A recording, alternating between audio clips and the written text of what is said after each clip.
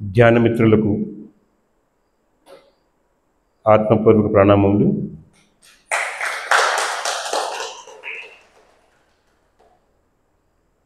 ధ్యాన విద్యను అందించిన పరమగురువు బ్రహ్మశ్రీ సుభాష్ పత్రిజీ వారికి అనంతకోటి ప్రణామములు.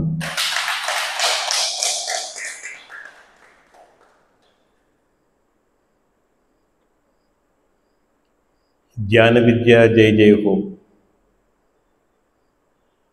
సంకల్పశక్తి జయ జయ హో,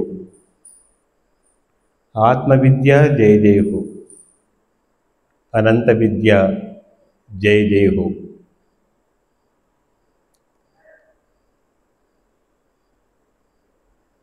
ఎన్ని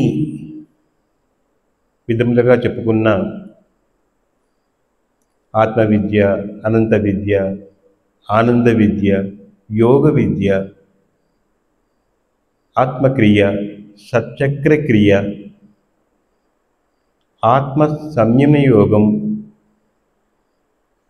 ఇలా ఎన్ని పేరు చెప్పుకున్నా, ఆనాపానసతి, ఎన్ని చెప్పుకున్నా అన్నీ ఒకటే.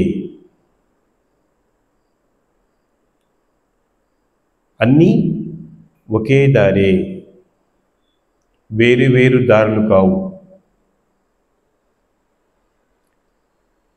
ఆనందం కలిగినప్పుడు, ధ్యానంలో లోతుగా వెళ్ళినప్పుడు, ఆనందం కలిగినప్పుడు అది ఆనంద విద్య. మన సంకల్పం ఫలించినప్పుడు అది సంకల్ప విద్య. ఆత్మతో అనుసంధానమైనప్పుడు ఆత్మ విద్య.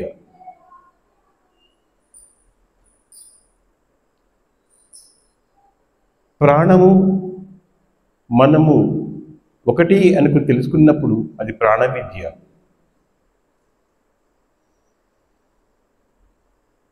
కనుక ఎన్ని విధాలుగా మనం ఎన్ని పేర్లు పెట్టుకున్నా కూడా ఒకటే, అది ఆత్మ విద్య. ఇది పరిపూర్ణమైనది. పరిపూర్ణం, అప్రమేయం, అవిక్రీయం. ఇది పరిపూర్ణం, అనాద్యంతం, అప్రమేయం, అవిక్రీయం, ఏకమేవా బ్రహ్మ. ఏకమేవా బ్రహ్మ నానాస్తి జనాన్. అంటే ఈ విద్య పరిపూర్ణమైనది, అపూర్ణమైనది కాదు. మనకు అపూర్ణమైన విద్యలు చాలా ఉన్నాయి. భౌతికంగా నేర్చుకున్న అన్ని విద్యలు కూడా అపూర్ణమైనవే, అర్థపూర్ణమైనవే. అలాగే ఆధ్యాత్మికంలో మనం ఏదో ఒక యోగ దీక్ష తీసుకున్నామో, మరొక మంత్ర దీక్ష తీసుకున్నామో అనుకున్న అవి కూడా అపూర్ణమైనవే. కృష్ణ పరమాత్మ భగవద్గీతలో, అంటే ఉత్తర గీతలో స్పష్టంగా చెప్పాడు, పరిపూర్ణం, ఈ విద్య పరిపూర్ణమైనది.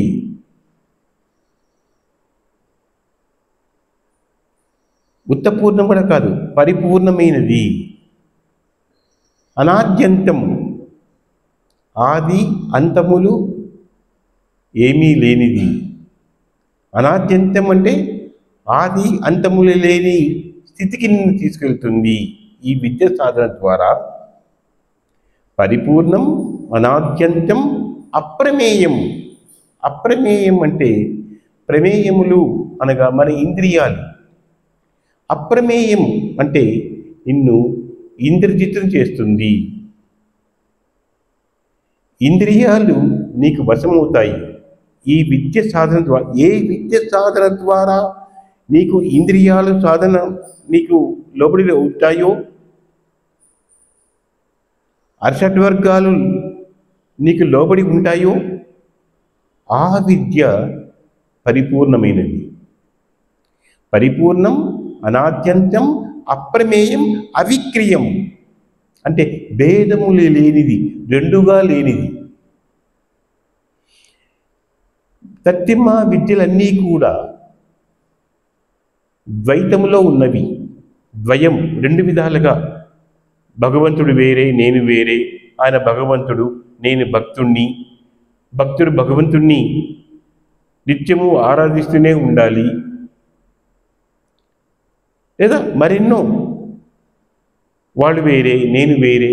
ఇలాంటివన్నీ కూడా మనకు ఇతర విద్యల్లో దొరుకుతాయి.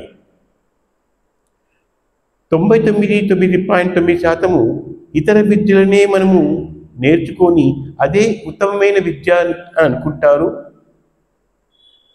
పరిపూర్ణం, అనాద్యంతం, అప్రమేయం, అవిక్రియం, ఏకమేవాద్వయం. చూడండి, ఏకమేవాద్వయం, ఇదొక్కటే, రెండుగా లేనిది. ఏకమేవాద్వయం బ్రహ్మ నానాస్తి కించానా. ఇది తప్ప ఏది కూడా, ఈ యోగ విద్య తప్ప, ఆత్మ విద్య, ప్రాణ విద్య, ఈ విద్య తప్ప, ఈ క్రియ తప్ప ఏది కూడా నిన్ను పరిపూర్ణ చేయలేదు. పరిపూర్ణుడైన వ్యక్తికే, ఆ వ్యక్తే మరి జన్మ లేకుండా ఉంటాడు. మరి జన్మ లేకుండా మనము జన్మరాహిత్యం సాధించాలి అంటే పరిపూర్ణమైన యోగ విద్యనే సాధన చేయాలి. తత్తిమావన్నీ కూడా చెవిలో ఊదడం కానీ, అంటే వాళ్ళ యొక్క వంశపరంపరంగా వస్తూ ఉంటుంది, గురుత్వం వహిస్తూ ఉంటారు వంశపారంపరంగా.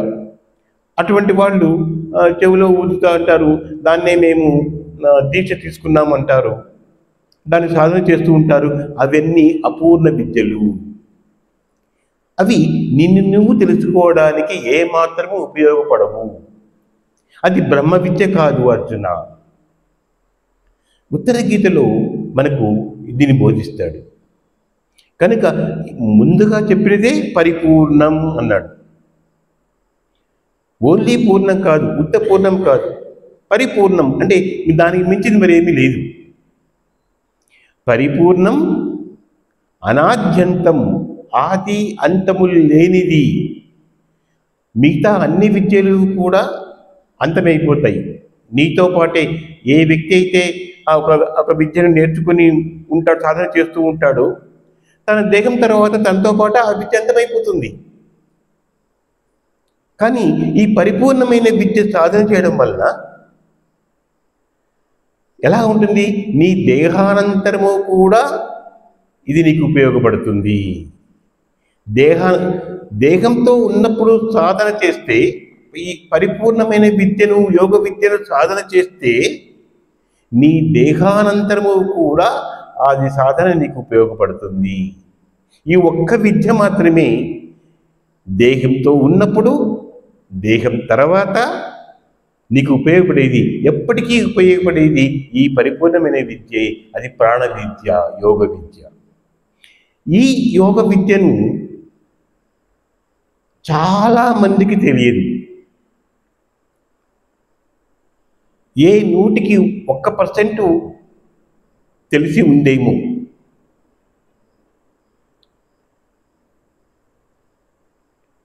చాలామంది తెలిసినది అపూర్ణమైన విద్యలే తెలుసుకొని అవే గొప్పగా అనుకొని అవే అందరికీ బోధిస్తూ పోతున్నారు.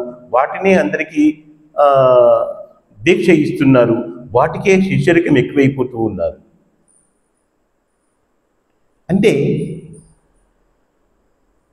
అజ్ఞానానికి, అసత్యానికి ఆదరణ ఎక్కువ ఉంటుంది. అజ్ఞానానికి, అసత్యానికి ఆదరణ ఎక్కువ ఉంటుంది. అలాగే అపూర్ణ విద్యకు ఆదరణ ఎక్కువ ఉంటుంది. అపూర్ణ విద్యకు ఆదరణ ఎక్కువ ఉంటుంది, పరిపూర్ణ విద్యకు ఆదరణ తక్కువ ఉంటుంది. అంటే నేర్చుకునే ముందుగా వచ్చేవాళ్ళు ఎవరు లేరు. అపూర్ణ విద్యను కష్టమైన డబ్బులు ఖర్చు పెట్టి నేర్చుకోవడానికి ఇష్టపడతారే కానీ పరిపూర్ణమైన విద్యకు ఏ కష్టము చేయవలసిన అవసరం లేదు, ఏ శారీరక అవసరం లేదు, ఏ తాంత్రికము అవసరం లేదు, మరి ఏ ఇతర శారీరక మరి ఆసనాలు అవసరం లేదు. కేవలం ఆ ప్రాణక్రియ, అది పరిపూర్ణమైన విద్య. ఎంత స్పష్టంగా వివరించారు చూడండి. నువ్వు ఎవరికైనా ఏదైనా దానం చేయాలనుకుంటే నిన్ను ఆ వ్యక్తి అర్థించినప్పుడు మాత్రమే ఈ విద్యను దానం చేయి అర్జున. అర్జునుడు ఎవరికి ఈ యోగ విద్యను బోధించలేదు, తాను తెలుసుకున్నాడు, అంతేకాని మరెవరికి తాను బోధించలేదు. తాను సాధన చేయాలి.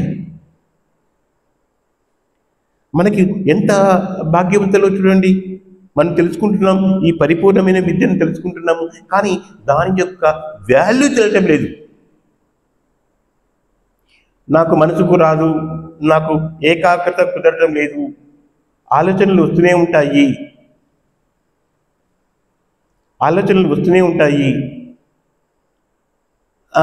నాకు కుదరదు, ఇలాంటివి ఎన్నో మాటలు మాట్లాడుతూ ఉంటాం.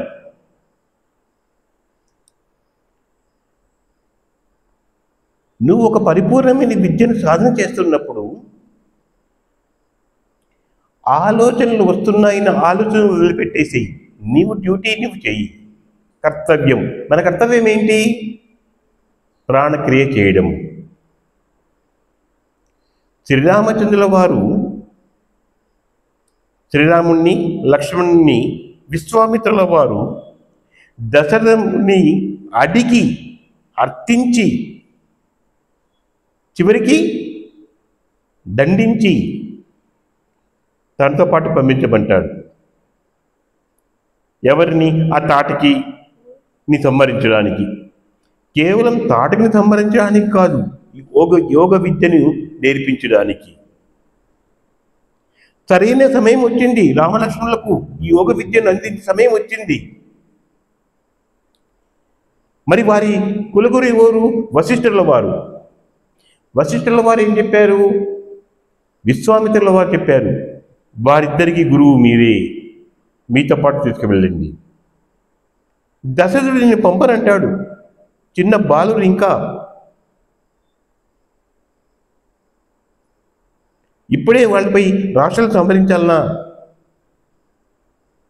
అంతా అయితే నేనే వస్తాను, నేనే సంహరిస్తాను. అప్పుడు విశ్వామిత్రుడు ఏమంటాడు? నీ వల్ల కాదది, వాళ్ళని నువ్వే సంహరించాలంటే ఎప్పుడు సంహరించి ఉండేవాడివి. అది శ్రీరాముని చేతిలో మాత్రమే ఉంది. అంతకుముందు ఆయన తెలుసుకోవాల్సింది. ఈయన ఏర్పడుతూ ఉంటే చివరికి వశిష్ఠ మహర్షి వస్తాడు. విశ్వామిత్రుడు ఎవరనుకున్నావు? అతని పేరునే విశ్వామిత్రుడు ఉంది. ధైర్యంగా ఆయన వెంట రామలక్ష్మణులు ఇద్దరినీ పంపించు, నువ్వు చాలా మేలు కలుగుతుంది. శ్రీరాముని పేరు జగద్విఖ్యాతి అవుతుంది. అలాగే మీ ఇనవంశము జగద్విఖ్యాతి అవుతుంది, చిరస్థాయిగా నిలిచిపోతుంది. నువ్వు పంపకపోతే ఇది జరగదు. అప్పుడు దశరథుడు ఒప్పుకుంటాడు. ఆయనతో పాటు రామలక్ష్మణులు వెళ్తారు. రామలక్ష్మణులు అడవిలో, ఆశ్రమం దగ్గర అడవిలో పడుకున్నప్పుడు ఉదయాన్నే నిద్ర లేపుతాడు కదా. ఏమని? కౌసల్య సుప్రజ రామ పూర్వా సంధ్యా ప్రవర్తతే, ఉత్తిష్ట నరసార్థుల కర్తవ్యం దైవమాహికం. ఇక్కడ కర్తవ్యం చాలా ఇంపార్టెంట్ అయినది. యోగ విద్యను ఎప్పుడూ కూడా, ఈ ఆత్మ విద్యను, ఈ ప్రాణక్రియను, అంతర్ముఖ ప్రాణక్రియను దీక్ష ఇచ్చే ముందు, నేర్పించేప్పుడు సూర్యోదయానికి ముందే, ఓ రామ, కౌసల్య తనయ, సూర్యోదయం కాబోతున్నది. పూర్వా సంధ్యా ప్రవర్తతే ఉత్తిష్టలై నరశార్థుల కర్తవ్యం. కర్తం ప్లస్ అవ్యయం. కర్తవ్యం అంటే అందరికీ ఏమర్థమవుతుంది? ఇది ఒక డ్యూటీ. సో నువ్వు చేయవలసిన పనులు ఉన్నాయి, నీ యొక్క డ్యూటీ నువ్వు నిర్వర్తించు అని. కానీ ఇక్కడ కర్తవ్యం అంటే ఏమిటి? కర్తం ప్లస్ అవ్యయం. అంటే అవ్యయం నాశనము లేనిది, వ్యయం అంటే నాశనమయ్యేది, అవ్యయం అంటే నీ నాశనము లేనిది. ఈ నాశనము లేని విద్యను కర్తం సాధన చేయడానికి నువ్వు లేయి. ఇది దాని అర్థం. మరి చూసారా, కర్తవ్యం దైవమాహ్నికం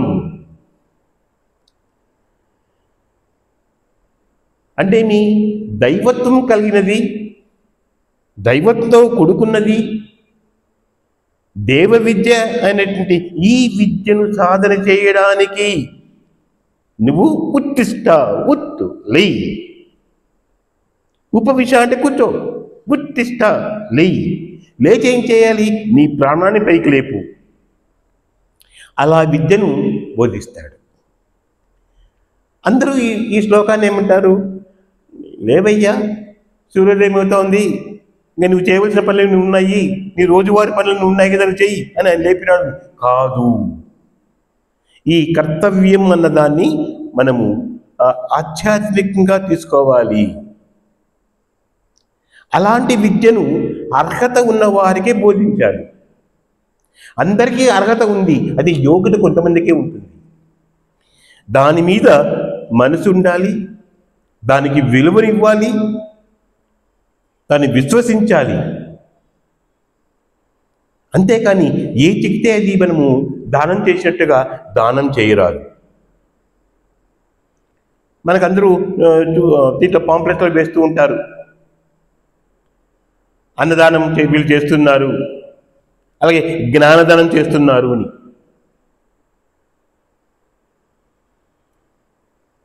అర్థించినప్పుడే నువ్వు దానం చేయాలి, అర్థించినప్పుడు దానం చేయరాదు. అర్థిస్తే ఆ వ్యక్తి, ఎటు వ్యక్తి అర్థించినప్పుడు నువ్వు ఇస్తే అది దానం, అర్థించుకోకుండా ఇస్తే అది దానం కాదు. గుర్తుపెట్టుకోండి, పత్రిజీ గారు మనకు నవరత్నాల్లో ఏం చెప్పాడు?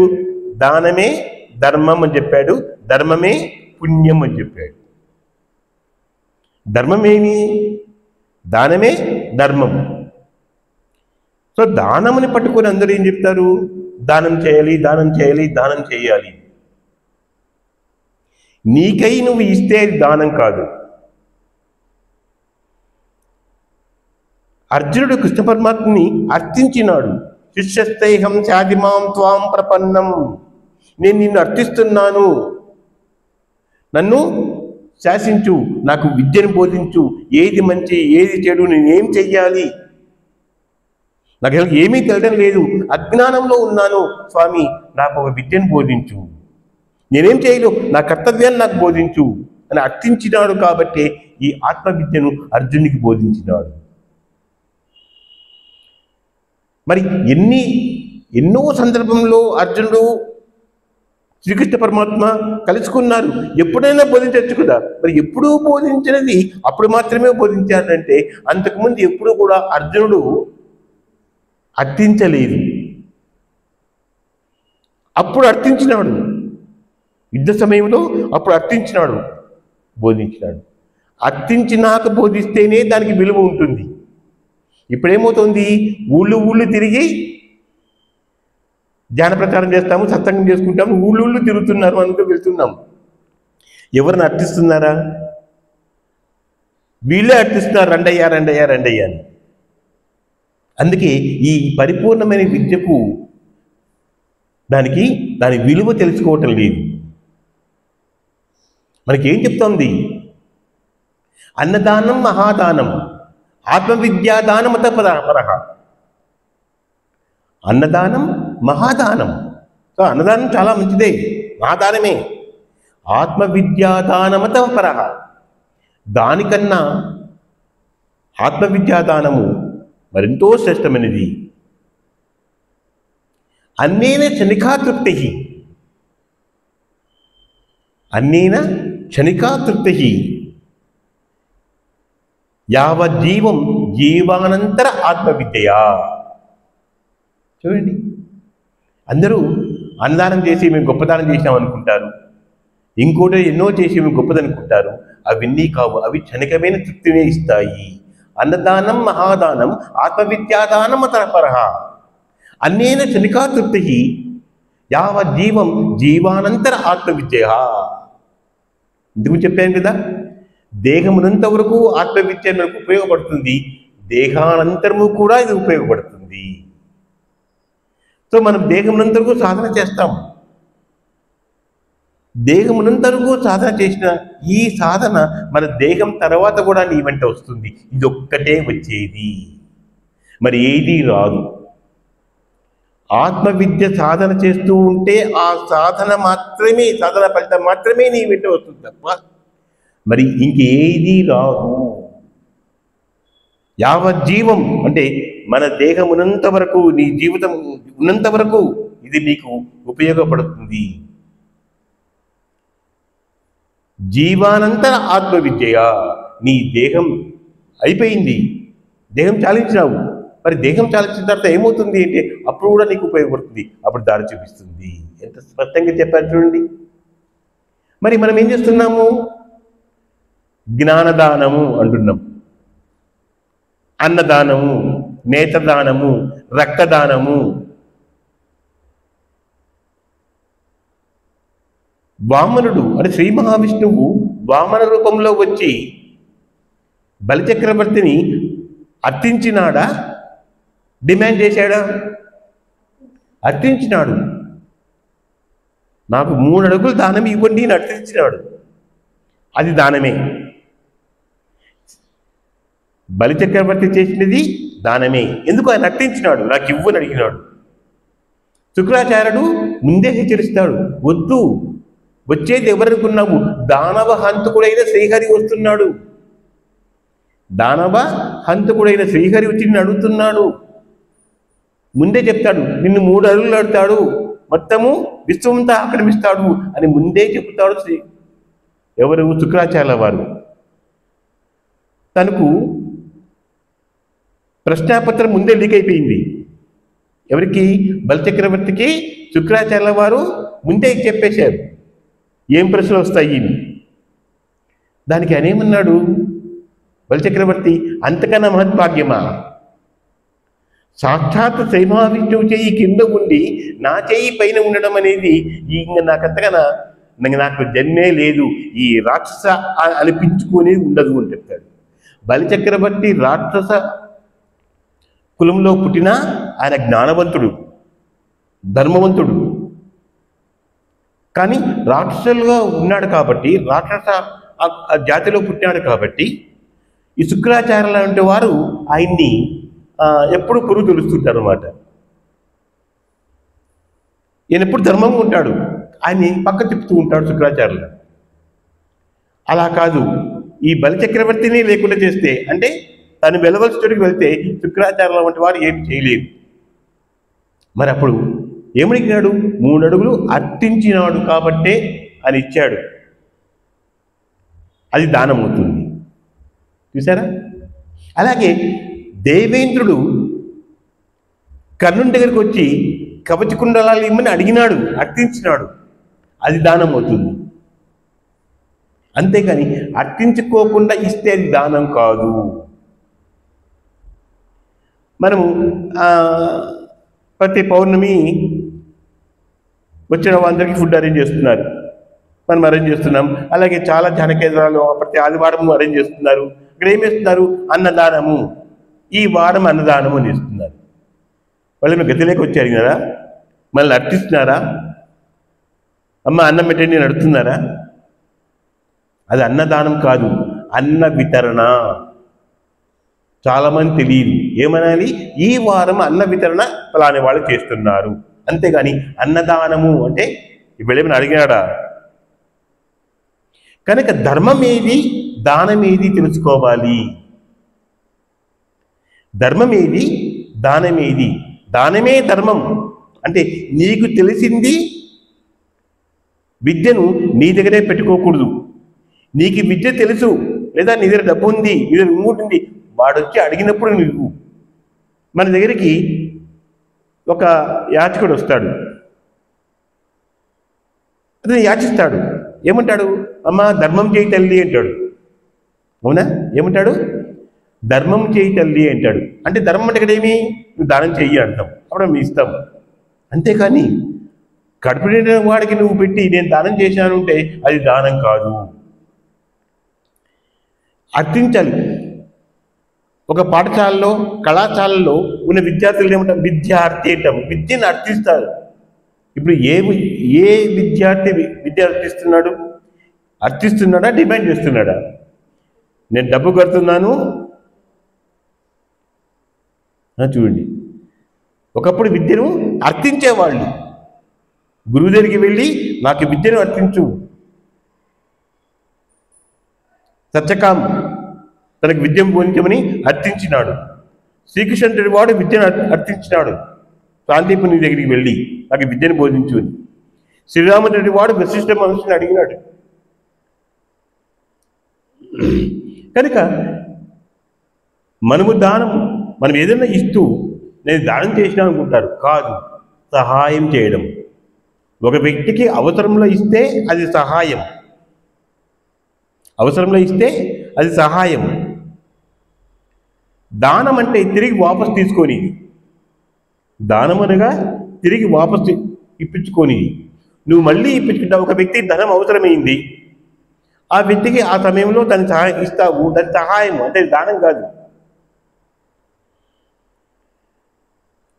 కనుక సహాయం అంటే ఏమి, దానం అంటే ఏమి, ధర్మం అంటే ఏమి మనం తెలుసుకోవాలి.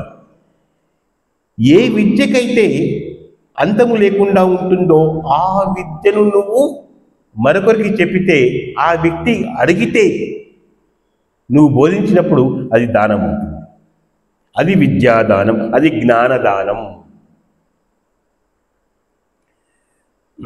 మన ఇక ధ్యాన కేంద్రాలు ఏం చేస్తారు? పబ్లిసిటీ ఇచ్చినప్పుడు ఈ వారము జ్ఞానదాత, అన్నదాత అని వేస్తారు. జ్ఞానదాత మన దగ్గర అడిగినారా? అప్పుడు ఏం చేయాలి? చాలామంది చెప్పాను, జ్ఞానబోధ అంతే, దానం చేయటం లేదు. జ్ఞానబోధ, బోధకులు, ప్రిసెప్టర్, జ్ఞానబోధ. కనుక అన్నదానం మహాదానం, ఆత్మవిద్యాదానమ తపదః, అన్నేన చనికా తృప్తి, యావజ్జీవం జీవానంతర ఆత్మవిద్యయా. నీకు జీవితాంతము ఉపయోగపడి జీవితం తర్వాత కూడా ఉపయోగపడేదే మహావిద్య. ఇదే ఆనంద విద్య, ఇదే పరిపూర్ణమైన విద్య.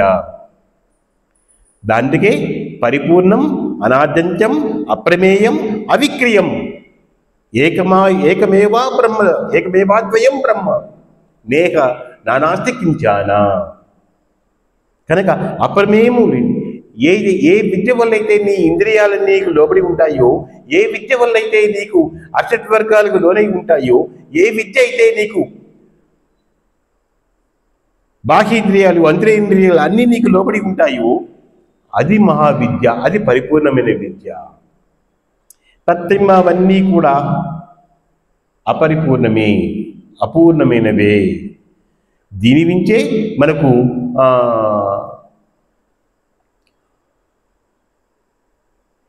ఎన్నో ఉపనిషత్తులు చెప్తారు. ఓం పూర్ణమదః పూర్ణమిదం పూర్ణాత్ పూర్ణముదచ్యతే పూర్ణస్య పూర్ణమాదాయ పూర్ణమేవావశిష్యతే. ఇది ఈశావాస్య పరిషత్తులో ఉందన్నమాట. నీకు వచ్చిన విద్యను నువ్వు ఎంతమందికి బోధించినా నీకు తరిగిపోదు, ఇంకా పెరుగుతూ పోతుంది. ఎంతమందికి నువ్వు అర్థించిన అందరికీ నువ్వు చెప్తూ పోయినా నీకు ఇంకా పెరుగుతుందే పోతుంది తప్ప నీకు తగ్గదు. అది పూర్ణమైంది. ఓం పూర్ణమదః పూర్ణమిదం పూర్ణాత్ పూర్ణముదచ్యతే. ఒక పూర్ణంలో నుంచి ఒకటి తీసేసినా వచ్చేది మళ్ళీ పూర్ణమే. ఒకటిలోంచి ఒకటి తీసేసినా వచ్చేది పూర్ణమే. మిగిలినది పూర్ణమే.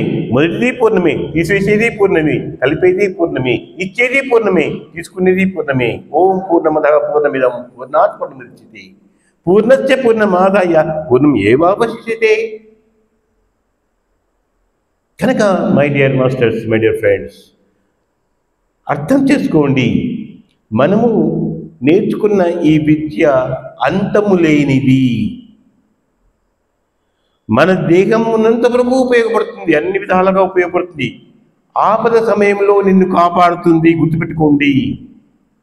అత్యవసర పరిస్థితుల్లో ఖచ్చితంగా నీకు రక్షిస్తుంది. ఆ విశ్వాసం పెట్టుకోండి. దాని తర్వాత మళ్ళీ దేహం ఎప్పుడోసారి ముందు వెళ్ళిపోతుంది. దేహానంతరము ఈ ఒక్కటే నీ వెంట వచ్చేది. ఈ విద్య సాధన మాత్రమే నీ వెంట వస్తుంది. పత్తిమా విద్యలన్నీ నీ దేహంతో పాటే వెళ్ళిపోతాయి.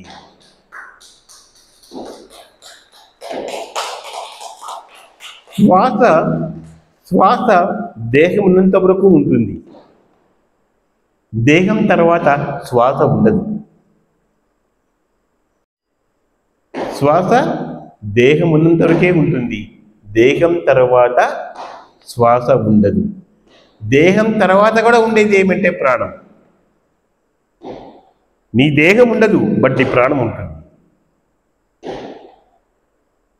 అందుక ఏం చెప్తారు, విద్య ఎప్పుడూ కూడా, సాధన ఎప్పుడూ కూడా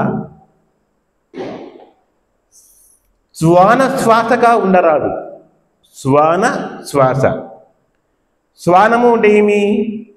కుక్క. శ్వానము అంటే కుక్క. కుక్క శ్వాస ఎలా తీసుకుంటుంది? అతి వేగంగా తీసుకుంటూ ఉంటుంది. అందుకే అది దానికి ఆయుష్ 10-12 ఏళ్ళకి వెళ్ళిపోతుంది. నువ్వు చేసే ఆ సాధన శ్వాన సాధనగా ఉండరాదు, శ్వాన శ్వాసగా ఉండరాదు, శ్వాన శ్వాసగా ఉండరాదు. ఎలా ఉండాలంట? శ్రీకూర్మ శ్వాసగా ఉండాలంట. ఎలా ఉండాలి? శ్రీకూర్మ శ్వాస. కూర్మం అంటే ఏమిటి? అది ఎన్ని సంవత్సరాలు పడుతుంది? 1000 సంవత్సరాలు పడుతుంది. అది శ్వాసని అతి తక్కువగా తీసుకుంటుంది. ఈ ప్రాణకర్మ చేస్తూ ఉంటే ఏమవుతుంది అంటే మన యొక్క శ్వాస శ్రీకూర్మ శ్వాసగా అయిపోతుంది. శ్రీకూర్మ శ్వాస కూర్మ శ్వాసగా అవుతుంది. అంతకుముందు ఎలా ఉందంటే శ్వాన శ్వాసగా ఉంది.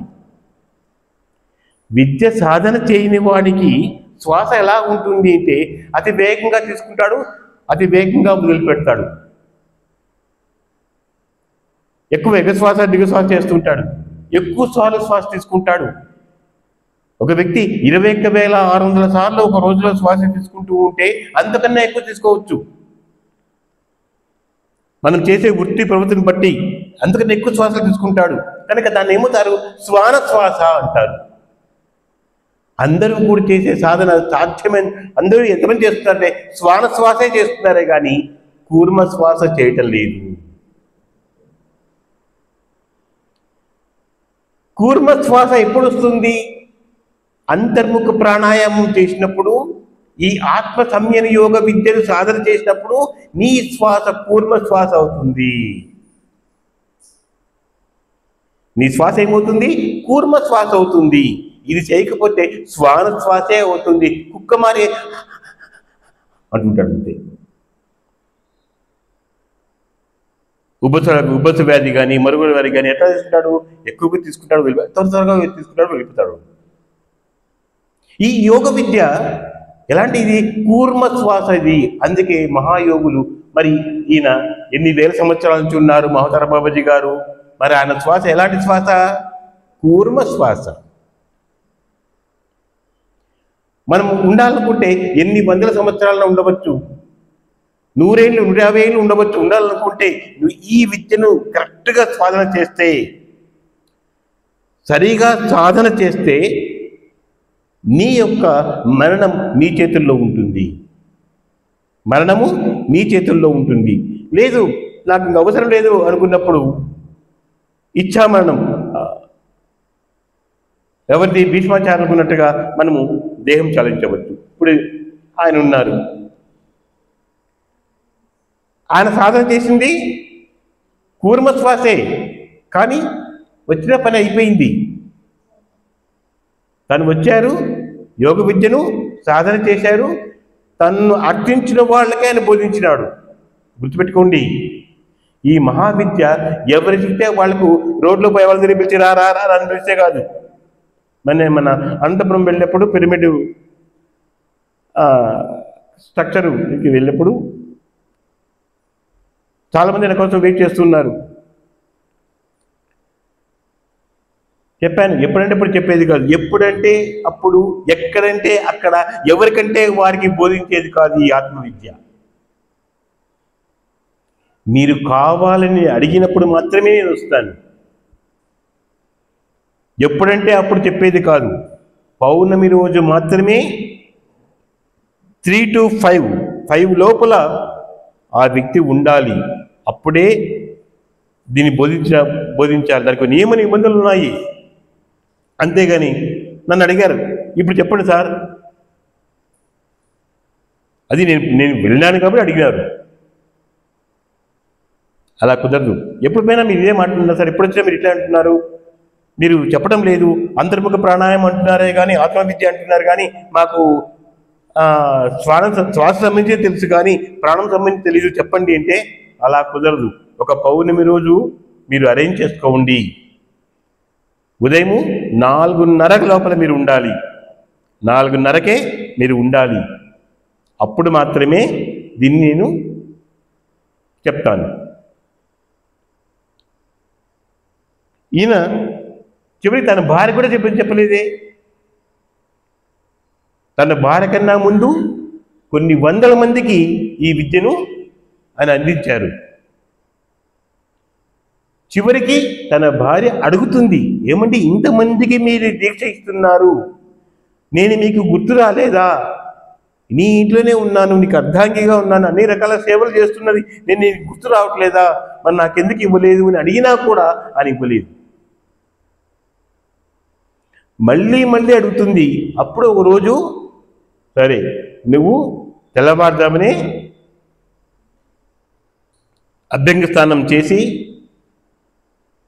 సిద్ధంగా ఉండు అని చెప్పేసి అప్పుడు ఆయన దీక్ష ఇస్తాడు, అంటే ఈ యోగ దీక్ష ఇస్తాడు. అర్థించింది, అప్పుడే యోగ విద్యకు విలువ వస్తుంది, అతను సాధన చేస్తాడు. అలా కాకుండా నువ్వు రా రా రా అని చెప్తే ఏమవుతుంది, ఉచితంగా వస్తే ఏమవుతుంది, విలువ ఉంటుందా? ఏమి ఉండదు. కనుక ఇది దానము కాదు, అర్థించినప్పుడు నువ్వు ఏది చెప్తావో అది దానం అవుతుంది. అటువంటి విద్యనే నువ్వు బోధించు. తత్తిమ దానాలన్నీ కూడా నీతో పాటు దాన గ్రహీత, దాన ఇచ్చేవాడు ఇద్దరూ వెళ్ళిపోతారు, అవి వారితో పాటు అంతమైపోతుంది. నువ్వు ఏది దానం చేస్తావు, ఏ దానం గొప్పది అని స్పష్టంగా చెప్పారు కృష్ణ పరమాత్మ. ఆత్మవిద్యాదానమత పరహ, ఇది అన్నదానం మహాదానం అని చెప్పి అవును, ఆకలి కొన్నవాడికి ఇస్తారు, కానీ ఆత్మవిద్యాదానం వాడికి మళ్ళీ మళ్ళీ జన్మ లేకుండా చేసే ఏ విద్య అవుతుందో ఆ విద్యను వాడు అర్థించినప్పుడు దాన్ని బోధించు. దీనికి అప్రమేయం అవిక్రియం రెండుగా లేదు, ఏకమేవాద్వయం బ్రహ్మ. ఎంత స్పష్టంగా చెప్పారు చూడు, ఏకమేవాద్వయం, రెండుగా లేకుండా ఒకటిగానే ఉంటుంది, అనేకంగా ఉండదు, ఒకటిగా ఉంటుంది, అది బ్రహ్మ విద్య. ఏకమేవాద్వయం బ్రహ్మ నేహ నానాస్తి కించానా, అటువంటి విద్య పరిపూర్ణ విద్య అని చెప్పారు. కనుక మనము ఈ పరిపూర్ణమైన విద్యను ఆల్రెడీ మనము పొందాము. దీన్ని నమ్మకముతో విశ్వాసముతో సాధన చేయండి. ఒక్క నిమిషం చేసినా చాలు. నిమిషాలువా జ్ఞానినో జ్ఞానచింతయా, అది కూడా చెప్పాడు కృష్ణ పరమాత్మ. ఒక్క నిమిషమో 60 నిమిషము చేసినా చాలు నువ్వు అన్నాడు. గంటలు అవసరం లేదు, చేస్తావు చేసుకో, వాడికి మళ్ళీ జన్మే లేదు వాడికి. Okay, thank you very much.